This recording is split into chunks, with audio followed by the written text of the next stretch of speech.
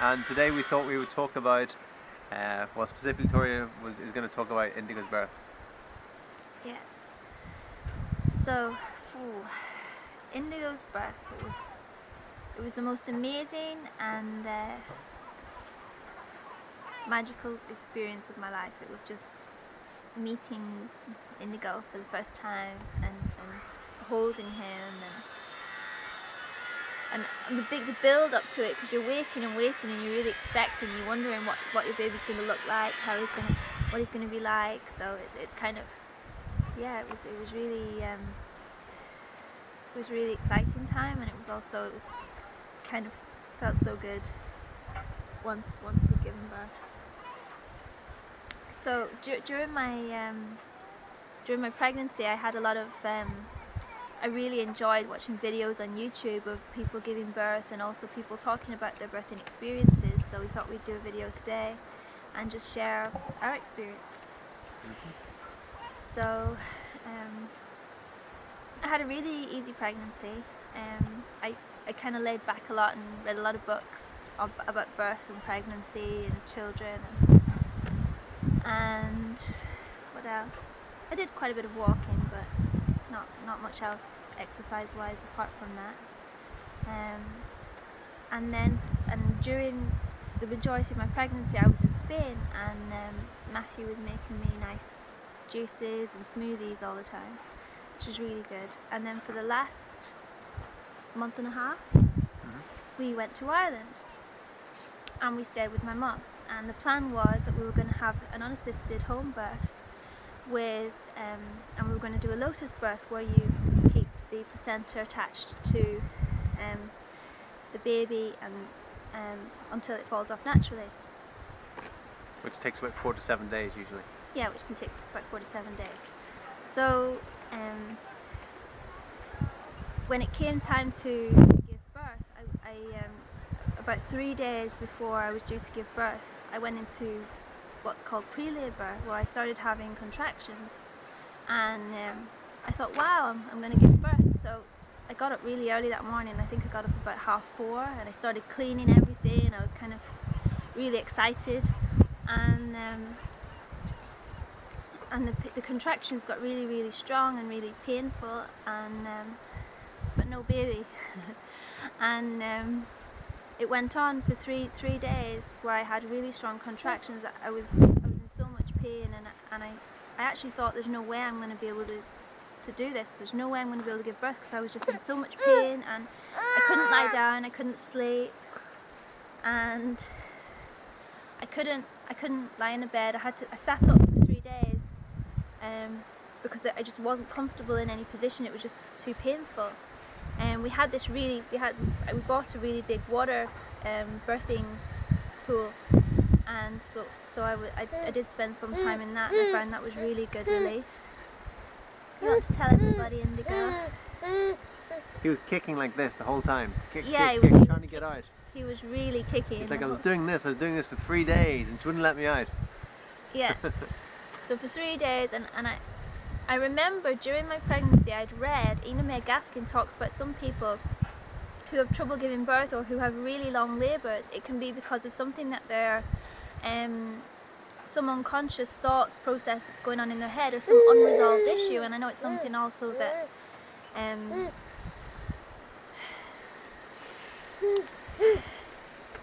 Elena Tanessi talks about, is before you give birth, it's really important to sort out your psychology so that you're going to have an easy birth. So I think during my pregnancy I kind of was a little bit naive and a little bit self-righteous, in that when people were sending me, some people who sent me emails or letters about their birth, and I thought, I don't have any issues, don't tell me about. I didn't want to hear anybody's negative experiences, because I thought it would affect mine negatively, and which it probably did. There's some strong negativity, yeah, which did have an effect, I think. But I think the main thing, what I'm trying to say is, the main thing is that it wasn't really other people's issues which affected me the most. It was my own unconscious. There was issues that I had unconsciously, which I was holding on to, which actually stopped me from, which made me have such a long labour, which I'm going to talk about now.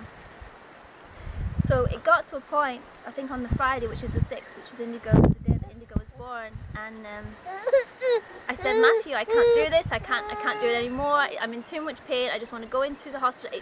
Basically I had to give up all of my judgments of everybody else's birth, because I got to a point where I was in so much pain. I thought, you know what, I'm going to go to the hospital, I'm going to have all the painkillers, I'm gonna, you know, whatever it is they want to do, want to give me an epidural, just let's do it, let's have this baby. I just want to give birth now, I'm ready. And I was crying, and Matthew said to me, Victoria, in the calm way that only he can do, he said, Victoria, you know, you can do whatever you want, but remember our intention for this birth was to give Indigo as peaceful and loving and welcoming onto planet Earth as possible, and we want him to know that he's loved and welcome, and we don't want him to come in and experience all these nasty chemicals. And so basically I thought, okay,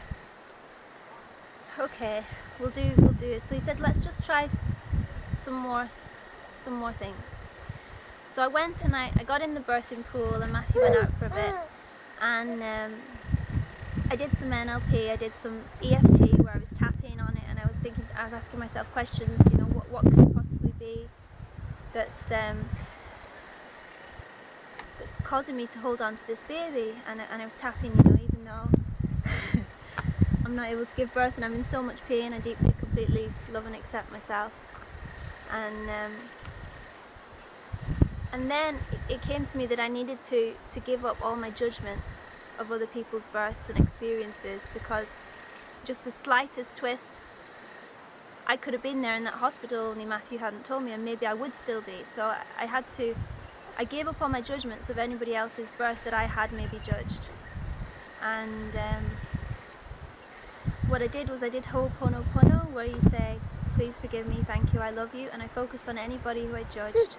And I sent them love, and I said, I'm sorry, please forgive me, thank you, I love you. And I thought about their birth, and I thought, you know, everything's perfect, everything happens for a reason, and it's not for anybody to decide what's good or what's not good, because sometimes baby wants to have a certain experience, and it wants to come in a certain way to have that experience in this lifetime.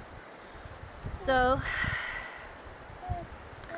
I did that, so I gave up all my judgments. So that was one thing that helped me to give birth, and after I'd done that, I had I had to go to the bathroom, and I went to the bathroom, and then I had this realization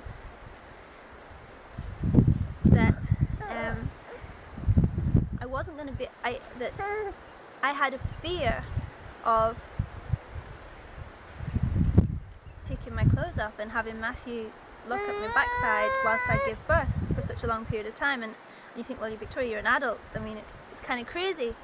But when I was a teenager, I just went right back to being a teenager. I went to an all-girls Catholic school, secondary school, and I remember being in the changing rooms, and we must have been about 14, and I used to put my tracksuit bottoms on underneath my skirt, and then I used to have this funny way that I used to put my t-shirt on underneath my jumper and then take it off, so that I was just used to that. I was very prudish, and for whatever reason, maybe other girls grew out of it, but I was still prudish. I brought that into my adulthood with me. So I realised, okay, you know, part of it was that. And then I also had a fear. It just, all these fears actually came to the forefront then, and I realised, it's like, wow. Another fear I had was that what I'd read in a book, that when women give birth, sometimes they go to the toilet for number 2. They release their bowels. Because when they relax. So I was really afraid of doing that. So basically I was holding Indigo in because I was afraid of having to go to the toilet during giving birth. So anyway, once I realised that I had those fears, then I kind of said to myself, look, your baby's more important than any silly childish fears. So I it was kind of like, and once I realised that and I was able to clear it, pretty much almost immediately I stood up and I washed my hands and I thought, oh my gosh, Matthew, I'm going to give birth now. And so I called Matthew, and basically we had planned to give birth in the birthing pool, but... Are you okay, our Indigo? He's okay. He's okay. We planned to give birth in the birthing pool, but something said to me, Victoria, you're not going to give birth in the birthing pool, we're going to clean a new space, because basically the birthing pool filled up my entire bedroom. So we cleared a new space and we put a mattress down, and do you want to help me? Do you want to talk about what happened next? What point are we at? Well, we cleared the space and I got down onto my hands and knees and started to push. Oh yeah, and I said, are you sure you should be pushing them? Is your cervix fully dilated? And for whatever, you know, I was totally, at that moment, I was completely gone. You know, when you're giving birth, something happens and you're on a different plane. And I kind of just looked up to him and I said, Matthew, I'm giving birth to my baby now. You'd connected to your higher self. I connected to my higher self, and you know, it wasn't about how dilated my cervix was or anything else. I just knew intuitively that in that moment I needed to push. I mean, I'd read books where it said, oh, you don't need to push, the baby comes out naturally. And for my sister and I think my mom, neither of them really thought that they pushed, the baby just came out. But definitely I really needed to push. And I really felt that I needed to push, and it felt really good once I started pushing. So I sent Matthew out of the room for a bit. Then I realised then that the baby really was coming after 3 days of, it was just like a complete endurance test. For me as well, actually, because like Tori was like going through contractions like literally every 10 or 15 minutes for 3 days and 3 nights consistently, and I was sitting there with her, so we literally had no sleep whatsoever for that time. And you know, with the whole tension of, you know, when's this going to happen, each day it wasn't happening. So as soon as that happened, I kind of realized that, okay, it really is happening now. And so then I went into the room, and then I could actually see, Tori called me and said, Indigo's head's crowning. So I went in and saw one, okay, wow, it really is. And it just seemed to go for ages and ages and ages. And checked the neck and thought, no, I can't feel the umbilical cord there. And then I was just like, taking my hand away, and then so I said, no, check again, check deeper. So I checked again, and I put my finger really in, and his cord was actually tight, like at least 3 times around the neck, like really, really tight. And so I actually had to take the cord then and unwind it like over his head like a few times, and it was so tight, it was incredible.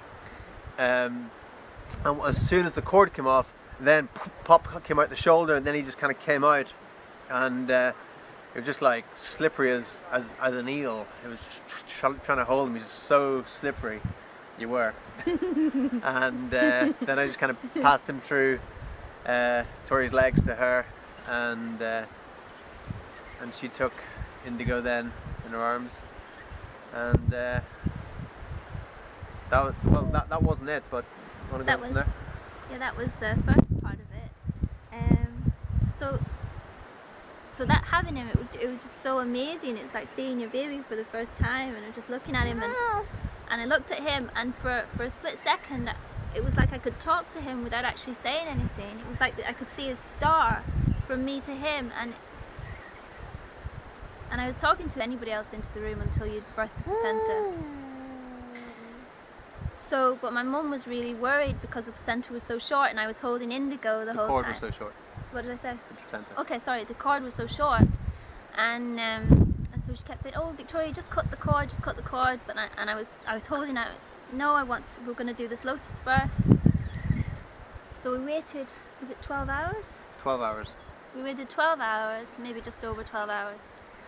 And in the end, I think it was just causing my mum too much stress, and I thought, okay, we'll cut it. And the cord, you know, I thought at least he'd had 12 hours, and I was kind of happy that he'd had that. So I tied a little bit of cord. A little bit of rope. Just cord.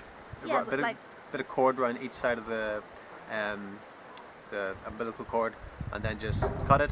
And by then it was, when a baby's first born, they cut the umbilical cord. It's still like really squidgy, but by this stage, it like all the nutrients, all the fluids and everything had gone through, and so the cord was like just like a bit of rubber by this stage, without all the fluids and everything in it. So it was completely different to the way the cord is normally cut, and that's one of the reasons why we wanted to keep the cord attached, because the baby's still receiving so much nutrients, and there's what the T cells and which really boosts the baby's immune system. And when that cord is cut prematurely, the baby doesn't get all that. So that's one of the reasons why we want to keep the cord attached and do the lotus birth. But 12 hours still, by that stage, there didn't seem to be much left or anything left in there. It had all kind of gone through in those 12 hours, so it seemed like, okay, it's okay to do that right now. Yeah. So yeah, cut the cord, and because it was cut then, it was no issue with it. It was like it didn't get infected or anything like that. Yeah. And then how long after that did we? It was pretty much almost 2 days. It was 2 days really. So 2 days later, the placenta still hadn't come out.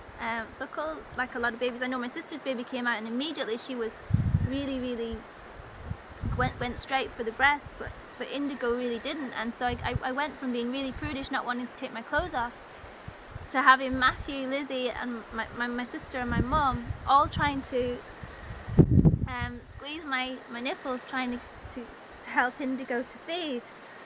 Yeah. So he didn't feed, and well, what we did was I called my mum and said, "Do you want?" Matthew called my mum and said, "Do you want to come and see your grandson?" So we called her into the room, and so she came to meet Indigo. But I still hadn't birthed the placenta at this stage, and I was just trying to get him to feed, because I believed if I could get him to feed, that it would help me to have more contractions, and then I'd be able to birth the placenta. So I squatted, and I did all kinds of different exercises, and nothing would birth the placenta, and at the same time it was really difficult because Indigo still wasn't feeding, and I was kind of worrying, and my mum was there, and because the cord was really short, so my mum, maybe I shouldn't have called my mum into the room. Maybe that was, look, in hindsight I would have stayed in the birthing room and until I'd done the full thing. But what happened at the time was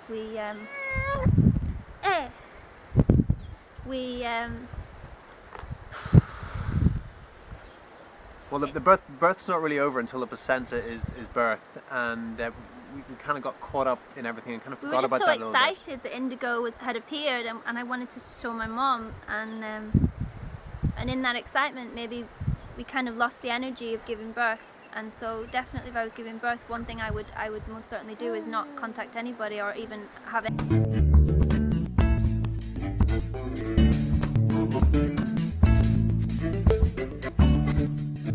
De ajudar tudo era bonito, mas azul colorido, só faltava virar. Tinha que respirar, debaixo d'água se forma como um feto.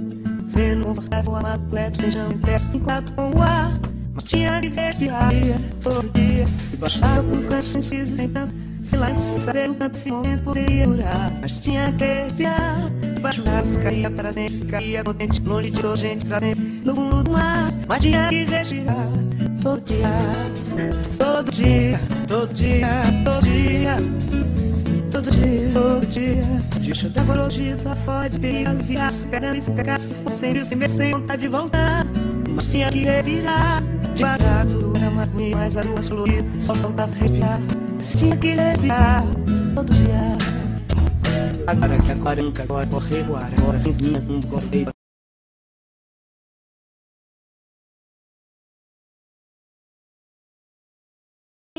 And adapting. For example, Yeno Adagio shows us one facility with a special water birth center.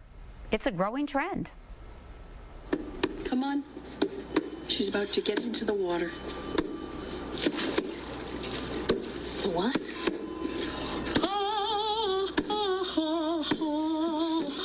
It's a birth plan many moms-to-be are turning to, highlighted in the Jennifer Lopez film, The Backup Plan.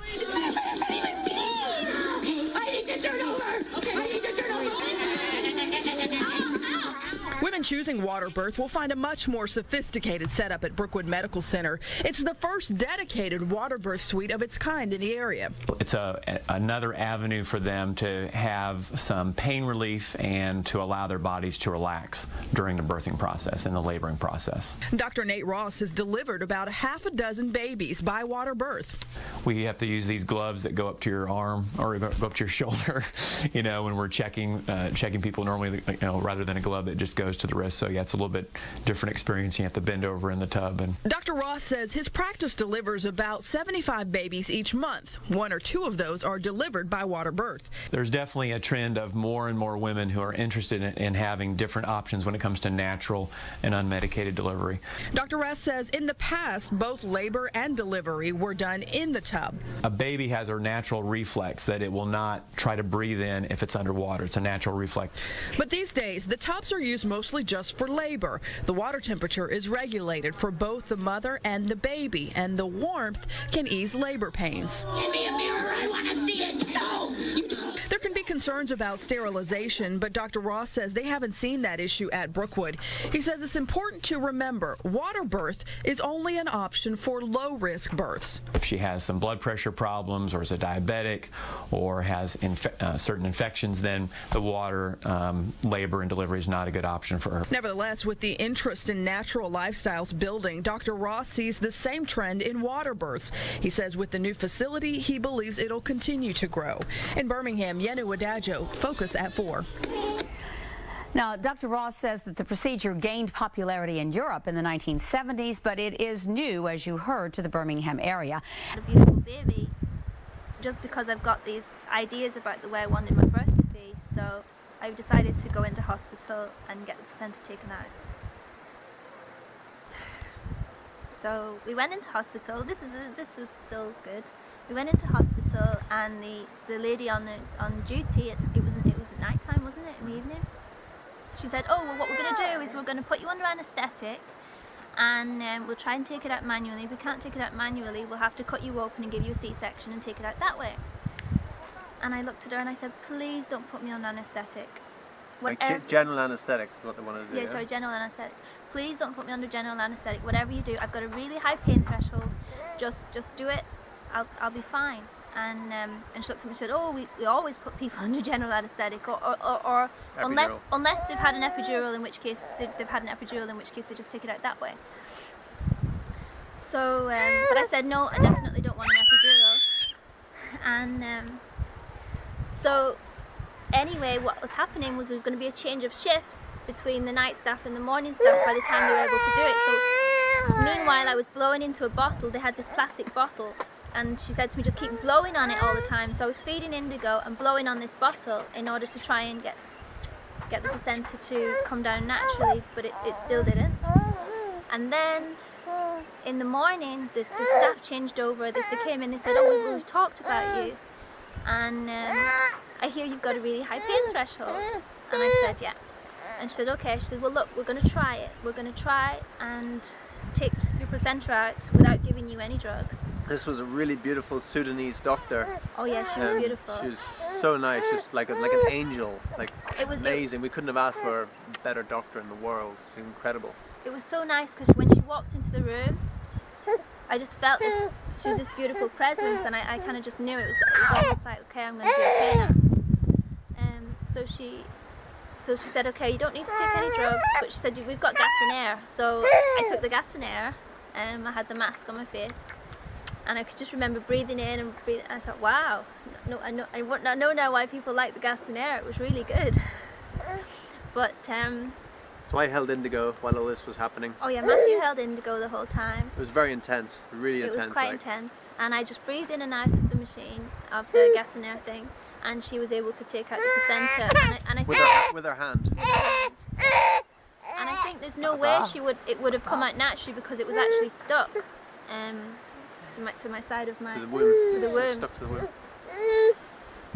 So that's really the story of the birth, and then obviously I had to rest for a few days.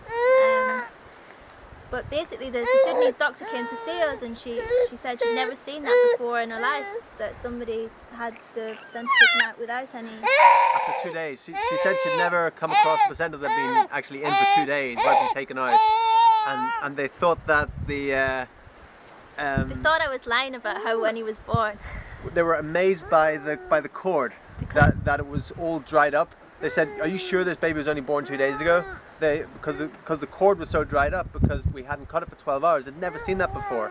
So And usually sometimes the cord gets all kind of, you have to be really careful with it and put disinfectant on it, and you know. But it was almost it dried up really well, didn't it? They were amazed. At, like some of them said, like, part of us are just so angry at you for not getting proper medical assistance, and the other part's just like, wow, well done. You just given birth to a super healthy baby.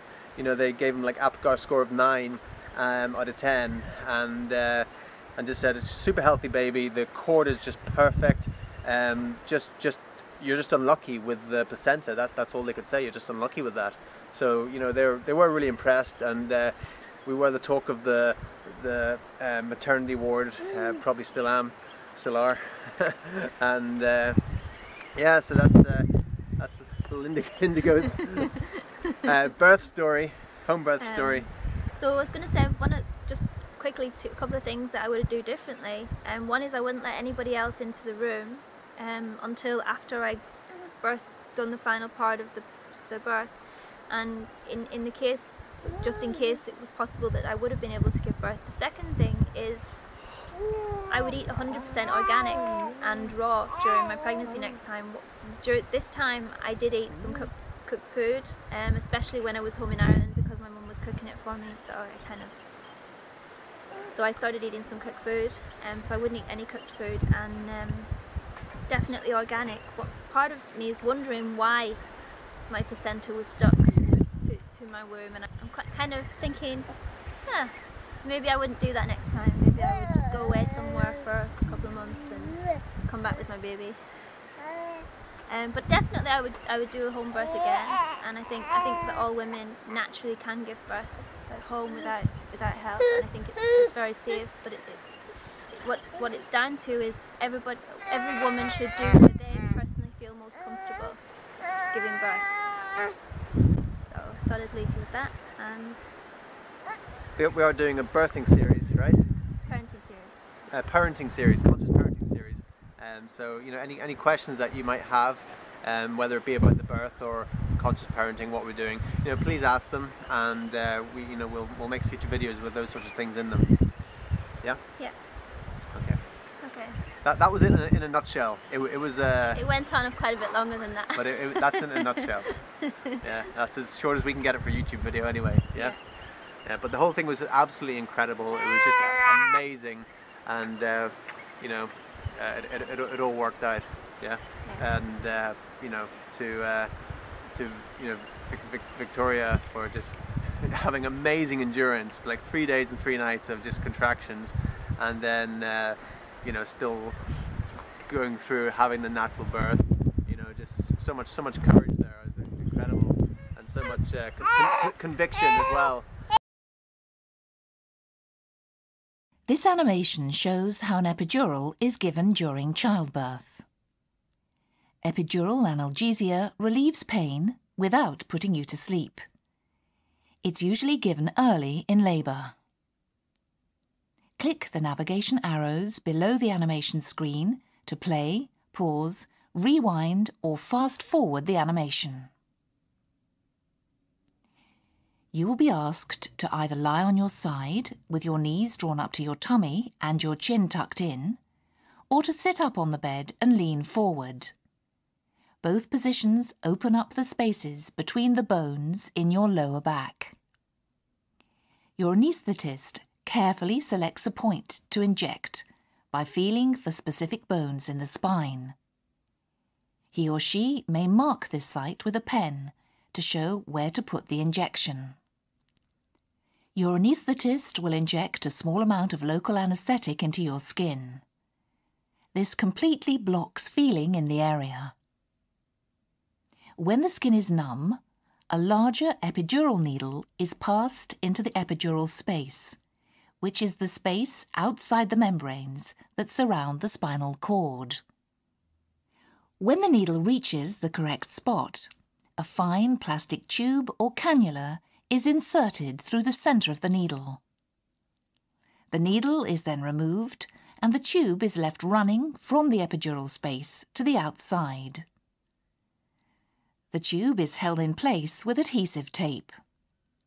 Your anaesthetist uses the tube to inject local anaesthetic or other pain relief medicines directly into the epidural space. Your anaesthetist may attach a pump to the tube so that you can have a top-up when it's needed. It may be possible to control this yourself. This is called patient-controlled analgesia, or PCA. When the need for pain relief has passed, the tube is carefully taken out and the area is covered with a plaster. This is the end of the animation. Click on the animation screen to watch it again.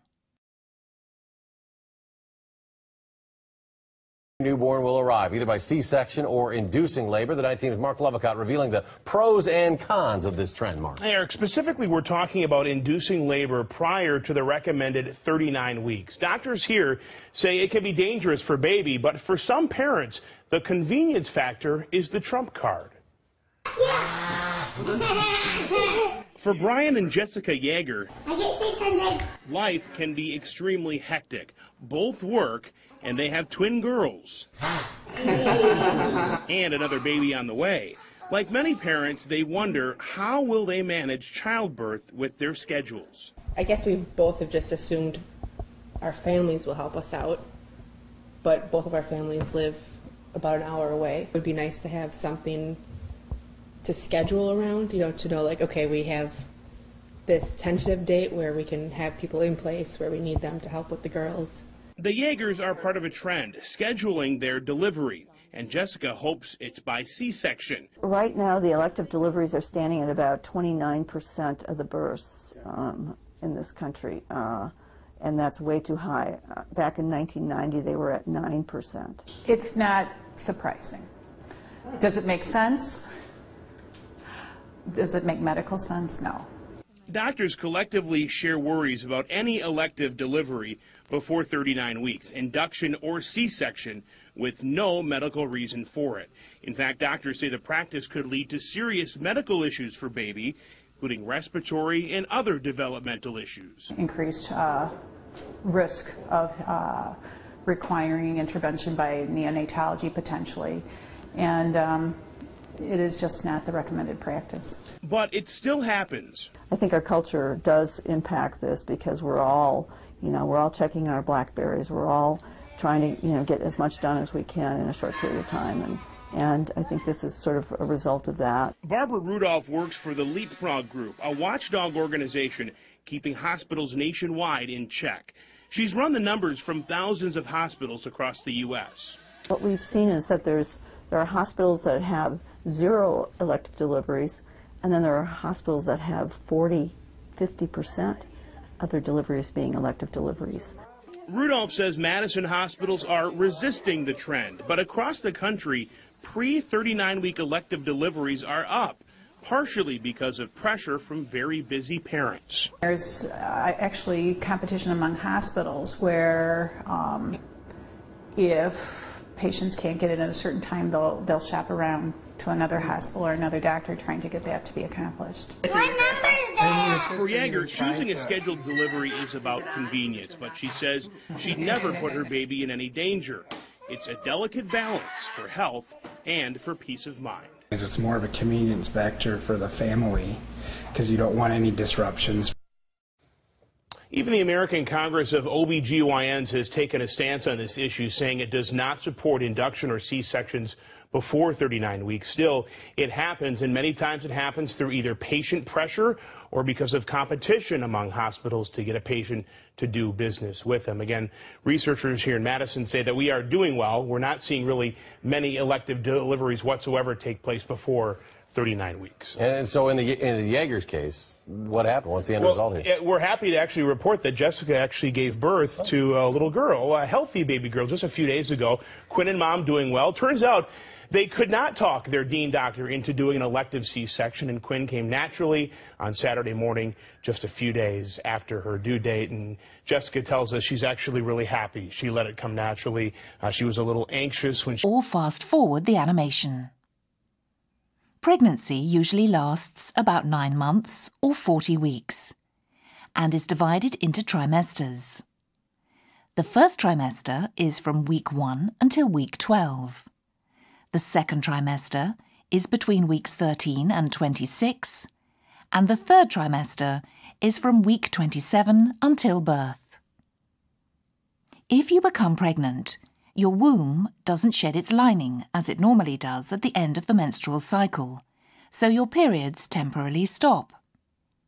This is because the egg, which has been released from one of the ovaries, has been fertilized by a sperm, and you are in the early weeks of pregnancy. Here we show the ovaries, the fallopian tubes, the womb and the vagina. The fertilized egg has already started to divide in the fallopian tube. It will continue to develop and grow in the womb and is called an embryo at this stage. Here we show the embryo in the womb.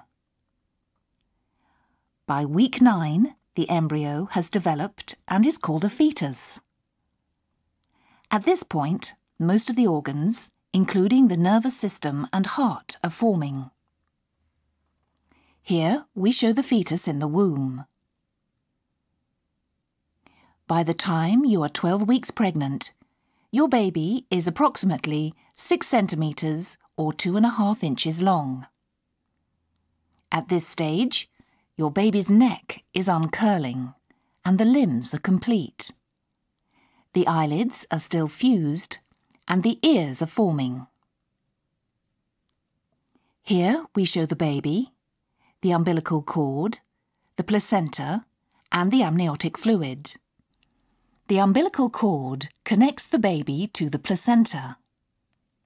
This is how your baby gets nutrients and how waste, such as urine, is removed. In the second trimester, your baby's sex organs develop and other organs mature. The baby swallows amniotic fluid and passes it out through its digestive system. The kidneys start to work and pass small amounts of urine. Your baby can now hear and is covered in fine hair called lanugo. Here we show the baby in the second trimester. You may first feel the baby move in the second trimester of pregnancy. The movements become much more vigorous and obvious as the baby gets bigger and stronger.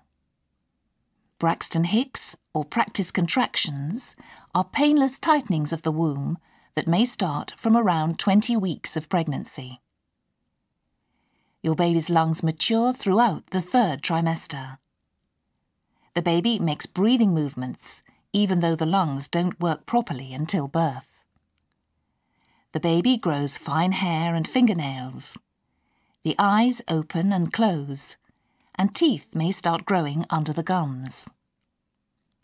Your baby's fat stores also increase in preparation for birth. Braxton Hicks contractions become stronger in the third trimester. At the end of your pregnancy, your baby changes position so it is ready for birth. The baby's head may not engage. And with me today I have Miranda, who is our mom-to-be who's about to deliver, and Dr. Steve Rettman, who's the Chief of Anesthesiology at Seton Medical Center in Austin, Texas.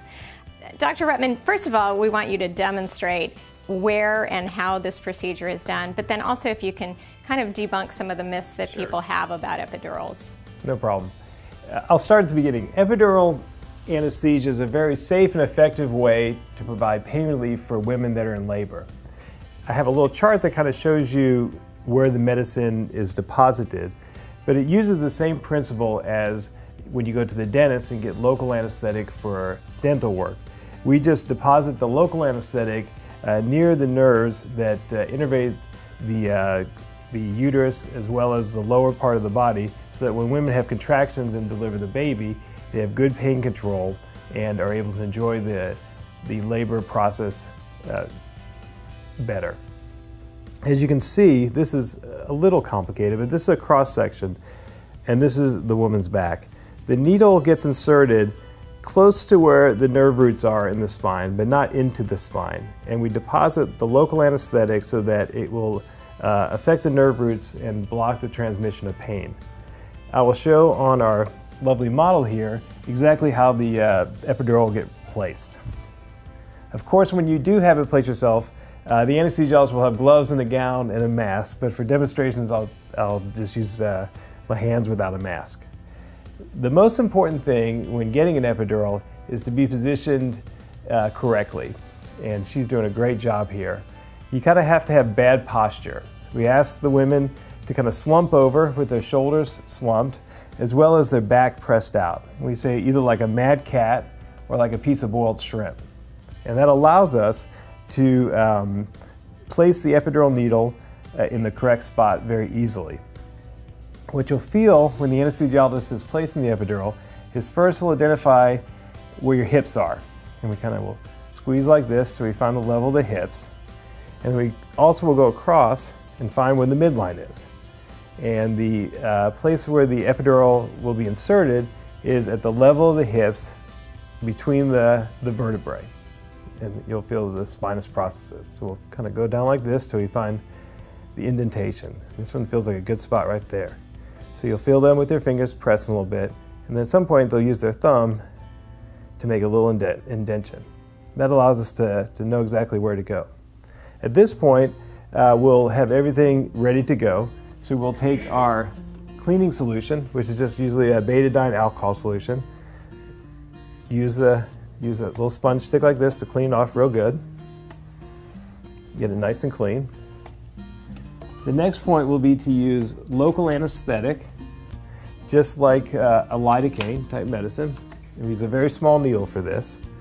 And we would basically use the local anesthetic to numb the skin. So we'll make an injection right there. This will sting a little bit, but most women say that insertion of an epidural does not hurt any more than getting the IV started, and certainly a lot less than a contraction.